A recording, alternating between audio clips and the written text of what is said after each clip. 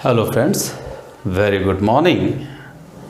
Right, and we were dealing with electromagnetic induction. Yesterday we did talk about that when a conductor is moved inside a magnetic field, a potential difference is created across it. Same way, if a conductor is rotated, right, with an angular velocity omega inside a magnetic field, then what will happen? That's what we want to find out. Let OP be a conductor, or you could say rod of length L, which is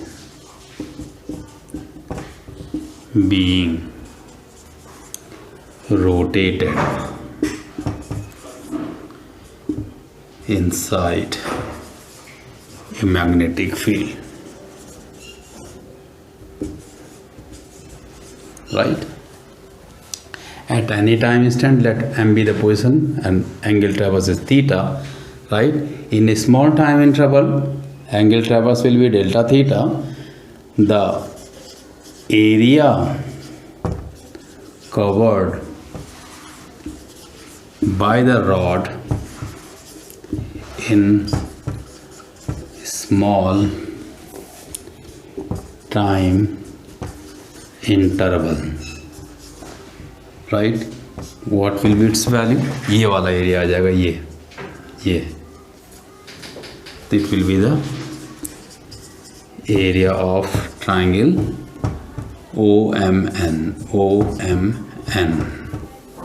and in a right angle triangle, area is always half into base into height, right? What will be half? Base is what? Its radius is L, height is MN. This MN is arc, right? And we don't know that angle is equal to arc by a radius. सीधा सा बात. If angle is d theta, हम छोटा value ले रहे हैं. Arc is MN, I am naming it, and radius is L. So what will be MN? It will be LD theta. LD theta, right? So that area will be delta A will becomes half into L into LD theta, right? ये arc आ जाएगा. ये इतना area cover हो गया. इतना area cover करने की वजह से इसके मैग्नेटिक फ्लक्स में कितना चेंज आया? So change in magnetic flux in dt time, right? Delta phi यदि हम बोलें तो कितना होगा? b into A, right? A कितना है आपके पास? Half L square D theta. ये तो मेरे पास ए है और ए मैग्नेटिक फील्ड हो गया बी. ये सेकेंड इक्वेशन आ गई. इतना चेंज हुआ, राइट? ठीक है. तो अब rate of change of magnetic flux कितना होगा? So rate of change of magnetic flux, यानी हमको चाहिए delta phi by delta T. तो हम क्या करें? दोनों साइड डेल्टा टी से भाग कर दें, राइट? तो dividing both side by delta T, दोनों तरफ डेल्टा टी से भाग दे दूं तो क्या बन जाएगा? Delta phi by delta T इधर हो जाएगा, इधर ही हो जाएगा. Half L square D theta by D T into B, right? अब क्योंकि हमने, अब आपको क्लियर पिक्चर मिल गई होगी. D phi by D T निकालने से हमको क्या मिल जाता? सीधे सीधे induce EMF, right? According to Faraday's second law, E equal to क्या है? Minus D phi by D T, right? Change of flux, right? और एंड दूसरी साइड हम देखें तो D theta by D T क्या हो गया, ओमेगा, द एंगुलर वेलोसिटी. तो so what we got, E equal to half L square omega into B. तो यही आ जाता है induce EMF produce across the rod. इसको V लिख लें तो half omega L square B will be the induced EMF produced across a rod which is being rotated inside a uniform magnetic field. थोड़ा सा टिपिकल सा लगता है, कुछ नहीं, केवल एरिया निकालना है, उसके बाद delta pi by delta T निकाल देना है. राइट, ये तो बात थी इंड्यूस EMF की. अब इसके बाद बात करें हम लोग कुछ और फिनोमेना हैं.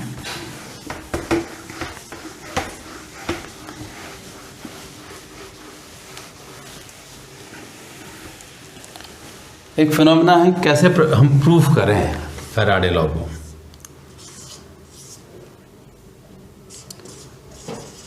Proof of Faraday's law. Second law यदि सही है भी या नहीं है, तो कैसे प्रूफ करें हम लोग. राइट, तो उसके लिए एक सिंपल सा तरीका है, वही मैग्नेटिक फील्ड लें,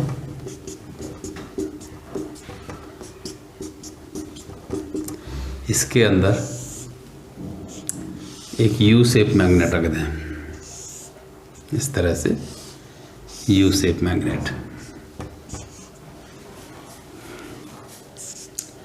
यू शेप. राइट, इस पे एक रॉड रख दें हम लोग, P Q rod, which is moving with v velocity inside this magnetic field. Right, यदि हम इसको मूव करेंगे तो थोड़ा सा पोजीशन में चेंज आ जाएगा, यहाँ आ जाएगा. सपोज ये मूवमेंट हमने इसको दिया डेल्टा एक्स. अब क्या होगा, ठीक,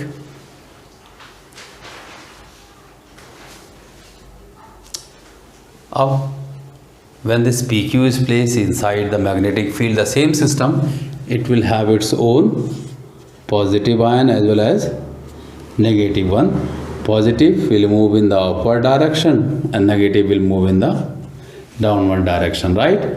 उस आर्टिकल में क्या हुआ था, वो यहाँ इकट्ठे हो गए थे, लेकिन यहाँ क्या होना है, कंडक्टर रखने से एक पाथ मिल गया, इलेक्ट्रॉन इधर आ गए, electron will acquire a path, इस तरह से मूव होना शुरू हो जाएंगे, क्योंकि इनको पाथ मिल गया. पॉजिटिव आयन इस तरह से आ जाएगा. अब फ्लो ऑफ चार्ज पार्टिकल को ही तो आप करंट कहते हैं. राइट, तो उसकी वजह से क्या हो गया, एक करंट डेवलप हो जाती है इसमें, इस रॉड में एक करंट I डेवलप हो जाती है.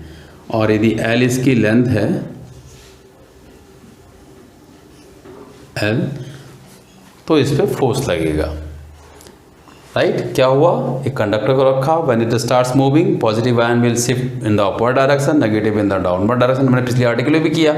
राइट, अब की बार क्या हो गया, बजाय इकट्ठा होने के, instead of getting accumulated here, they acquire a path, और वो फ्लो होना शुरू हो जाते हैं. उनके फ्लो की वजह से एक करंट डेवलप हो जाती है. अब क्या हुआ, इसमें यदि करंट फ्लो होने लगा, so the magnetic force experienced by PQ rod कितना हो जाएगा, F, फॉर्मूला कहता है IBL sine theta. Sine theta 90 चल रहे हैं परपेंडिकुलर, तो F आ गया आपके पास IBL. ये फोर्स लगने लग गया. राइट, अब इस फोर्स की डायरेक्शन क्या होगी, सवाल वहाँ था. करंट कहाँ है, अपवर्ड डायरेक्शन में. ये देखिए मैग्नेटिक फील्ड अंदर है, करंट ऊपर को, तो फोर्स उल्टा लग रहा है.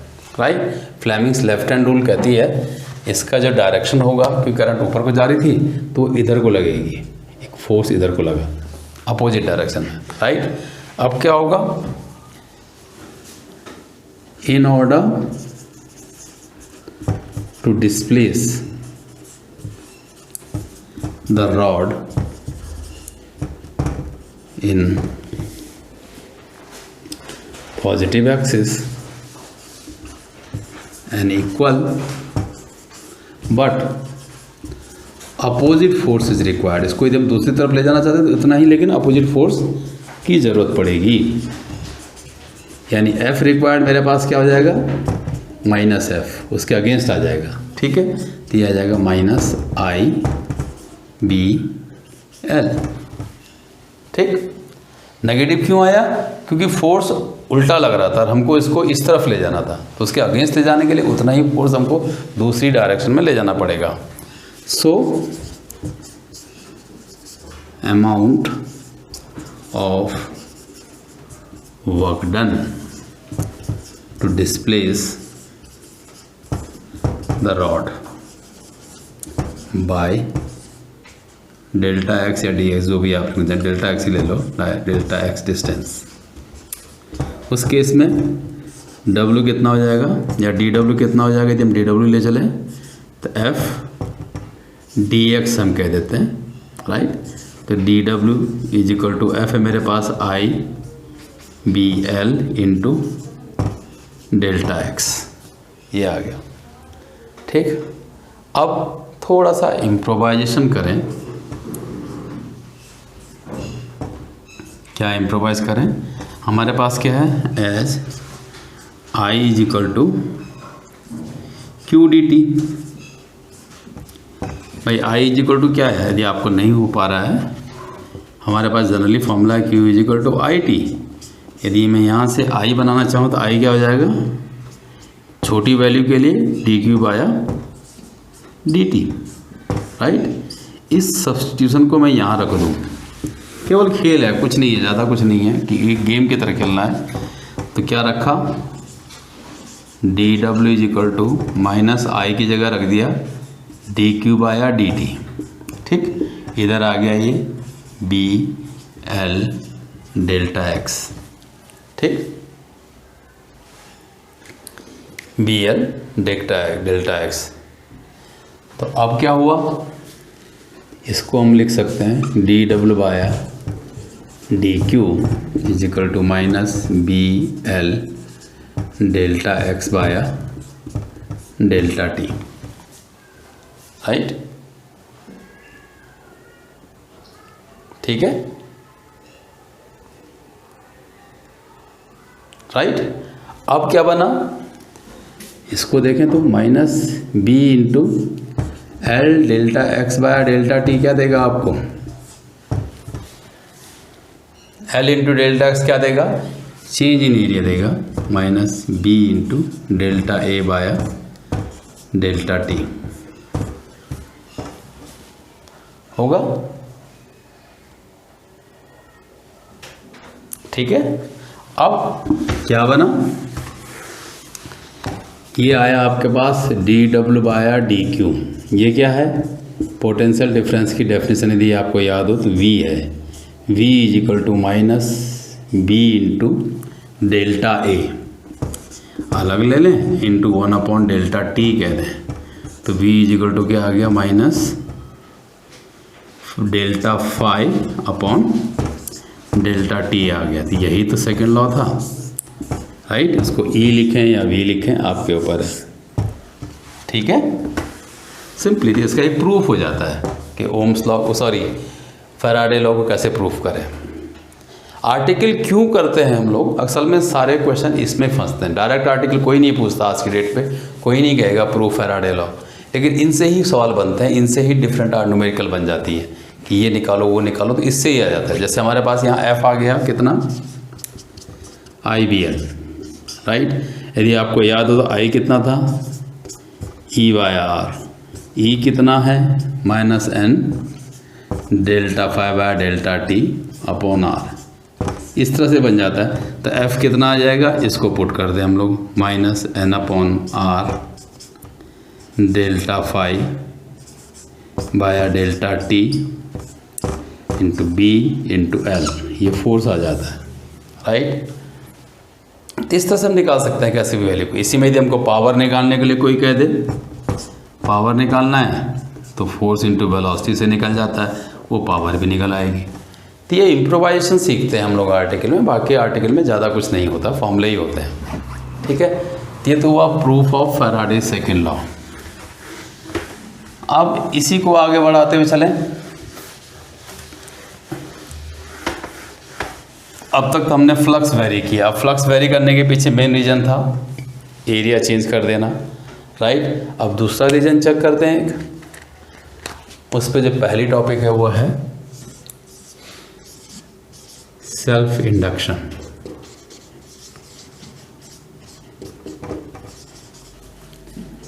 Of A coil.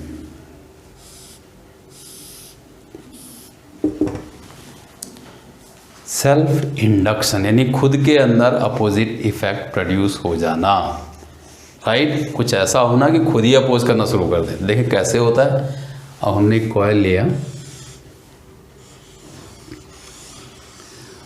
थोड़ा डेप्थ दिखाएंगे क्योंकि हमको इनसे मैग्नेटिक लाइन ऑफ फोर्सेस भी निकालनी है। इसको एक बैटरी से जोड़ दिया, राइट, और इसमें एक करंट फ्लो किया। ठीक है, करंट फ्लो कर दिया साहब। इसमें क्या होगा? करंट फ्लो करने से क्या होगा? ऑस्टेट ने कहा मैग्नेटिक फील्ड डेवलप होगा। मैग्नेटिक फील्ड डेवलप होगा तो क्या होगा? फ्लक्स डेवलप होगा। ठीक है, ये किसकी वजह से है? और स्टेट की वजह से। ऑस्टेट ने कहा था करंट जो है मैग्नेटिक फील्ड डेवलप करेगी। ठीक, कोई बात नहीं, ठीक है साहब, कर दिया। अब सेकंड स्टेप में क्या किया?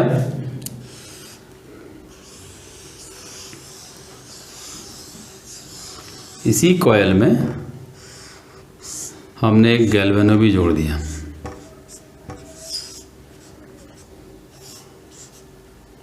राइट। अब की बार करंट वेरी कर दी। Current is changed now. Instead of I now it is I dash. ठीक है, I डैश किया। I dash can be greater than I or I dash can be less than I। दोनों probability के, यानी current को very किया। Simple सी चीज़ क्या हुआ? Current is varied. अब करंट वेरी करेंगे तो क्या होगा? यदि करंट वेरी करेंगे तो फील्ड विल वेरी होगा। मैग्नेटिक फील्ड भी कम या ज़्यादा होगा। Field will very. अब फील्ड वेरी होगा तो मैग्नेटिक फ्लक्स विल वेरी। अब मैग्नेटिक फ्लक्स वेरी हो जाए तो फैराडे का लॉ लग जाएगा। एक इंड्यूस्ड ईएमएफ डेवलप हो जाएगा। ई इंड्यूस डेवलप होगा तो आई इंड्यूस डेवलप हो जाएगा। ठीक, हमने क्या किया? सेम कॉइल में करंट को वेरी किया। करंट वेरी होने से फील्ड वेरी हो गया। फील्ड वेरी होने से फ्लक्स वेरी हो गया। फ्लक्स वेरी होने से फैराडे का सेकेंड लॉ लग गया। उसकी वजह से एक इंड्यूस ईएमएफ डेवलप हो गया जिसने एक इंड्यूस करंट डेवलप कर दी। हुआ तो खुद में करंट वेरी करने से इसके अंदर एक इंड्यूस ईएमएफ डेवलप हो रही है। और Faraday Fleming's right hand rule कहता है कि इस इंड्यूस ईएमएफ की या इंड्यूस करंट की डायरेक्शन इसके उल्टा होगी। आई इंड्यूस इसके अगेंस्ट जाएगा, यानी इसको खुद को अपोज करेगा। इसीलिए वर्ड यूज़ किया गया self induction, right. The phenomena of producing an induce current by varying the electric current flowing through the coil itself is known as self induction. अब हुआ क्या था? आपने करंट फ्लो किया, ठीक है साहब, ये बन गया आपका, कुछ particular number of line of forces निकलेंगी। Coil will have a fix magnetic flux of its own, phi होगा, राइट। अब हमने करंट वेरी करा दिया, कम या ज़्यादा कर दी। ज़्यादा करेंगे तो फ्लक्स बच्चे ज़्यादा हो जाएगा, कम करेंगे तो कम हो जाएगा। तो इसका कॉन्सिक्वेंस क्या हुआ? फाई डैश हो गया, फ्लक्स वेरीज, उस करंट वेरी का फ्लक्स वेरी हो गया तो क्या हो गया? Delta phi by delta T हो जाएगा। Delta phi by delta T होगा तो क्या हो गया? ई इंड्यूस डेवलप हो जाएगा। ई इंड्यूस डेवलप हो तो क्या होगा? आई इंड्यूस डेवलप हो जाएगा। Simple, right. The phenomena of producing induced current in a coil by varying the electric current flowing through itself is known as self induction. सीधी सीधी बात है, ठीक है. तो क्या मिला हमको? The phenomena of producing induced EMF or induced current by varying the electric current flowing through itself, right, is known as self-induction of a coil. Simple सी बात, ठीक है. खुद में करंट वेरी करने से उसके अंदर ही एक अपोजिट करंट का डेवलप हो जाना, इसको कहते हैं सेल्फ इंडक्शन. बहुत सिंपल फिनोमेना है. अब मैथमेटिकली कैसे करें? यहाँ फ्लक्स चेंज किसने कराया? करंट ने. सारा खेल किसका था? करंट का. तो late di by dt be the rate of change of current in a coil. Then जो इंड्यूस EMF E आता है is found to be directly proportional to negative rate of this change of current minus di by dt. Physics में जब भी sign of proportionality है constant का use होता है. यहाँ जो कांस्टेंट यूज़ करेंगे वो कैपिटल L डेल्टा I या डी आई लिखें भी हम लोग D I by D T. यदि क्लियर कट वेरिएशन है तो डेल्टा लेंगे, right. Where L is known as coefficient of self induction of a coil.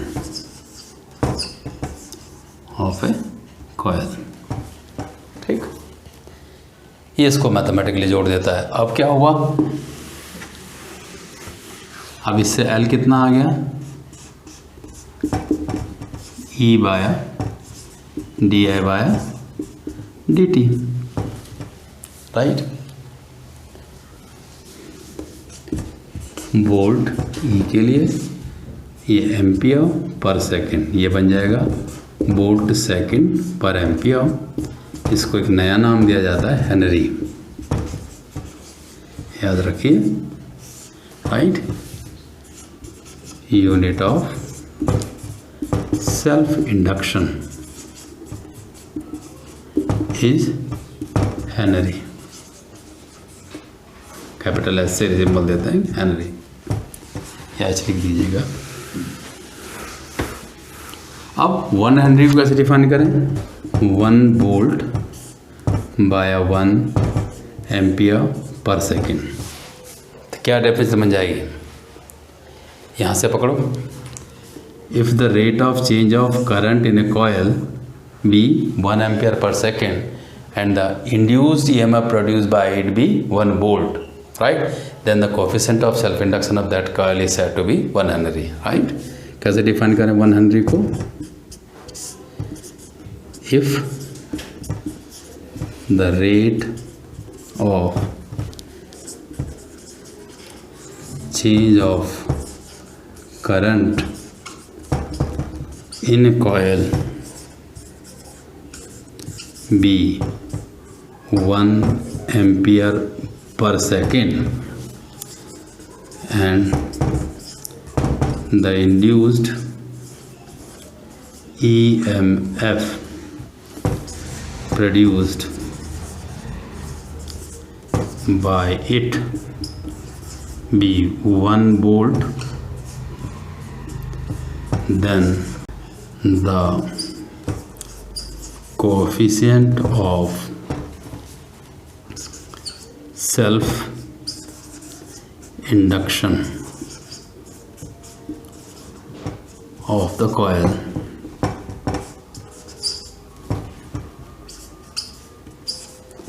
is said to be 1 Henry,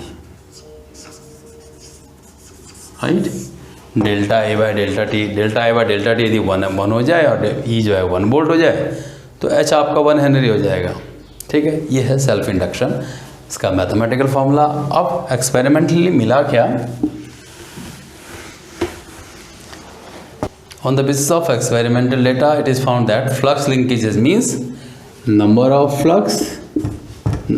turns in the phi magnetic flux, and phi इसको बोलते हैं flux linkages, is directly proportional to current, क्योंकि current ही develop कर रहा है magnetic field, उसी से मैग्नेटिक फ्लक्स डेवलप हो रहा था। N phi directly proportional to I, तो यहाँ से आ जाता है N phi equal to L आई।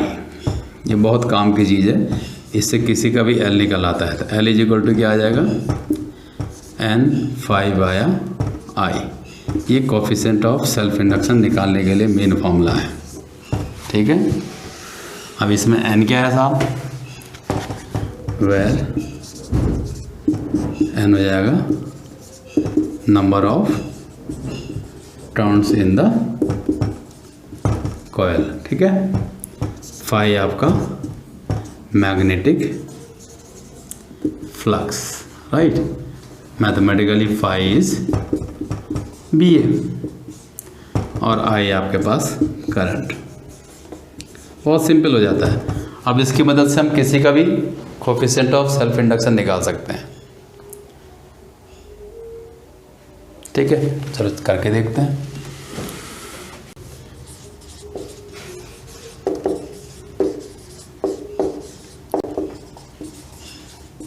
कभी कभार कुछ इसको खाली सेल्फ इंडक्टेंस भी कहते हैं, जरूरी नहीं है लिखा होगा coefficient of self inductance of a circular current carrying loop, इसका L निकालने के लिए दिया जाए, राइट। खेल यहीं से शुरू करना है। As flux linkages is directly proportional to I, ये है मेरे पास लूप, ये करंट फ्लो हो रही है इस तरह से, वेरी क्लोज, राइट। R इसका रेडियस हो, ठीक। तो आपको सीधा पता होना चाहिए, इसको पहले इक्वेशन दी ही बन जाएगी, ठीक। N5/R। अब फाई निकालना है तो पहले हमको मैग्नेटिक फ्लक्स चाहिए। ये तो हमारे पास, हाँ, हमने बात की थी कि फ्लक्स लिंकेज डायरेक्टली प्रोपोर्शनल होता है करंट के, क्योंकि करंट ही डेवलप करता है उसको। तो इससे N5 directly proportional, N5 is equal to Li, तो L is equal to N5/I। अब हमको क्या चाहिए, फाई के लिए मेन चीज़ है मैग्नेटिक फील्ड। तो magnetic field due to circular current carrying loop आपने निकाला था, B is equal to μ0 Ni/2R। So phi कितना हो जाएगा, B into A, ideal condition में A, तो ये आ जाएगा आपके पास μ0 Ni/2R इंटू A, राइट। ये आपके पास फाई आ गया। जहाँ फाई आ गया मीन्स खेल खत्म, हमको एल ही तो निकालना है, ठीक। तो substituting the value of phi क्या मिल जाएगा, L equal to N, phi की जगह क्या लिखना है, μ0 Ni/2R into A by I। तो I से I ख़त्म, तो L कितना आ गया कॉइल का, μ0 N²A/2R, ये आ गया साहब, ठीक। Coefficient of self induction of A coil. अब इसी कॉइल की जगह ऑफ ए सोलेनॉइड, ज़्यादा पॉपुलर है, हटा दो उसको, ऑफ ए सोलेनॉइड, ये ज़्यादातर मिलता है ऑफ ए सोलेनॉइड, राइट। अब एज, फिर वही फ्लक्स लिंकेजेस, एक बार और रिपीट करो, प्रैक्टिस हो जाएगा। N phi is equal to L I, L is equal to N phi by I, पहला काम तो एज इट इज है, ठीक। अब magnetic field due to a solenoid, ये प्रैक्टिस से ही आएगा, आपको याद रखना है कितना था, म्यू ज़ीरो एन आई, ठीक है। Where N was the number of turns per unit length, इसको लिख सकते हैं mu zero N upon L, length of solenoid into I. इसको सब सो फाई कितना हो जाएगा, magnetic flux B into A, रखो value, mu zero I N upon L into I into A, ये आ जाएगा। हैंस एल कितना आ जाएगा, एन, फाई की वैल्यू रखो, mu zero N upon L into I into ए और होल अपॉन आई, तो आई से आई ख़त्म, मेरे पास क्या आ जाएगा, एल, एल आ जाएगा आराम से mu zero N square by L into A, इन फैक्टर पे डिपेंड कर रहा है, राइट। किस किस पे डिपेंड कर रहा है साहब, पहला तो आपको सीधा दिख रहा है, L directly proportional to N square, number of turns के डायरेक्टली प्रोपोर्शनल है। दूसरा क्या दिख रहा है, N L directly proportional to A, area of cross section के। तीसरा क्या दिख रहा है, L inversely proportional to length, length of the solenoid, याद रखिए स्मॉल एन लेंथ है, राइट। अब ये जो चौथा फैक्टर ये आपको नहीं दिखता है और ये ज़्यादातर आता है। चौथा फैक्टर एल डिपेंड कर रहा है म्यू ज़ीरो पे, म्यू ज़ीरो क्या था, परमिएबिलिटी ऑफ, किसका था, फ्री स्पेस। अब इसके बजाय कोई और रखा जाए, इसके अंदर कोई मैग्नेटिक मटेरियल डाल दिया जाए, ये बार बार पूछा जाता है सवाल। ये है मेरे पास सोलेनॉइड, हाँ कोई नहीं, इस सोलेनॉइड के अंदर एक रॉड डाल दी हमने फेरोमैग्नेटिक सब्सटेंस की, तब क्या होगा, इस फेरोमैग्नेटिक सब्सटेंस की अपनी एक रिलेटिव परमिएबिलिटी होती है म्यू आर, राइट। तो वहाँ से आ जाएगा L directly proportional to mu zero mu R, right. यानी इस रॉड को डालने से by inserting the ferromagnetic rod, the self inductance increases by mu r time, याद रखिए, जो उसकी रिलेटिव परमेबिलिटी है। म्यू आर क्या है, रिलेटिव परमिएबिलिटी। बस इन्हीं पे सवाल आते हैं, इन्हीं पे क्वेश्चन पूछा जाता है, इन्हीं पे सब कुछ करना होता है। न्यूमेरिकल पूछ ले न्यूमेरिकल, थ्योरी डाल दे थ्योरी, तो इसमें कोई ज़्यादा परेशान होने की ज़रूरत नहीं है। आपके टॉपिक क्लियर हैं तो सब क्लियर हो जाता है, इसीलिए हम आर्टिकल पे जोर देते हैं, ठीक है। आज इतना ही करिए, बाकी आगे देखते हैं। Wish you all the best, keep on subscribing us, right, and we will help you out if you will help us. Thank you. God bless you all.